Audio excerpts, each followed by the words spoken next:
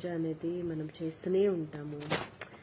పొద్దున లేస్తే దేవుడికి పూజ అది ఇది రెడీ చేయడము, నైవేద్య పెట్టడము, మనము ఉపవాసంగా ఉండడం, ఇవన్నీ చేస్తాము. ఇవన్నీ చేసిన వెనకాల ఒక రీజన్ ఏమంటే, ప్రతి ఒక్కరికి రీజన్ ఏమంటే, అన్ని బాగా జరగాలి, అంత మంచిగా జరగాలి, మమ్మల్ని కాపాడాలి, మాకు సెక్యూర్గా ఉండాలి. సెక్యూర్ ఇన్ ద సెన్స్ ఏదో అడ్డంగా వచ్చి మమ్మల్ని అంతా సెక్యూర్ చేయ, అది కాదు.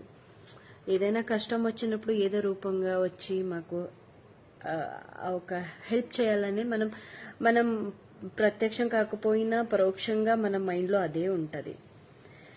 బట్ ఐ ఫెల్ట్, నేను చూసాను కాబట్టి, ఆ చిన్న పాపది రేప్ జరిగింది, బట్ అప్పుడు దేవుడు ఎక్కడ పోయింది అంటే, అది చిన్న పాప. ఓకే, పెద్దవాళ్ళు అయితే ఏదో ఒకటి చేస్తాము, బట్ అది చిన్నది. అంతమంది బాయ్స్ తన మీద రేప్ అటెంప్ట్ చేసి అంత దారుణంగా చేసినప్పుడు దేవుడేంటి కళ్ళు మూసుకొని కూర్చున్నారా? అట్లీస్ట్ ఆ పాపకి ఆ టైంలో ఎంత పెయిన్ అయి ఉంటది, అట్లీస్ట్ ఏదో ఒక రూపంగా వచ్చి కాపాడొచ్చు కదా. ఇట్లాంటి టైంలో దేవుడు మనకు హెల్ప్ అవ్వడంటే మాకు ఇంకెందుకు? ఉన్న వాళ్ళకేమో, ఆస్తి ఉన్న వాళ్ళకేమో ఇస్తూనే ఉంటారు, లేని వాళ్ళకి అసలు లేదే లేదు. ఇవన్నీ పైన నుంచి యో దేవుడా దేవుడా దేవుడా అంటావు. ఇప్పుడు ఆ పాపని బర్త్ ఇచ్చిన ఆ పేరెంట్స్ ఎంత పెయిన్ అనుభవించాలి? అట్లీస్ట్ ఏదో ఒక ఈ రూపంగా, అదే ఏదో చిన్న రూపంగా అట్లీస్ట్ తప్పించుకోవడానికి కాపాడొచ్చు కదా.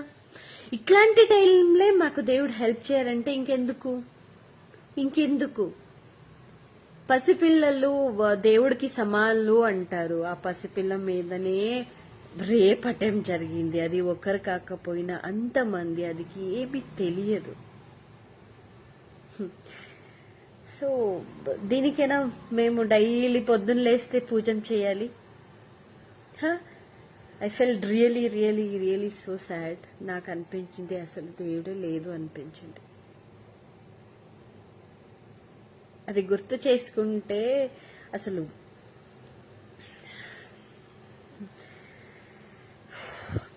దేవుడి ఫోటోలన్నీ బయట పెట్టేసి కూర్చుందామా అనిపిస్తుంది.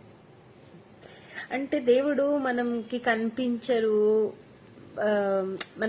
మనకి జస్ట్ ఫోటోలో ఉంటది, మనకి ఏదో ఒక రూపంగా వచ్చి ఏదో మాయశక్తి మమ్మల్ని ఏదో ఒక రూపంగా మమ్మల్ని కాపాడుతుంది అనుకుంటాము.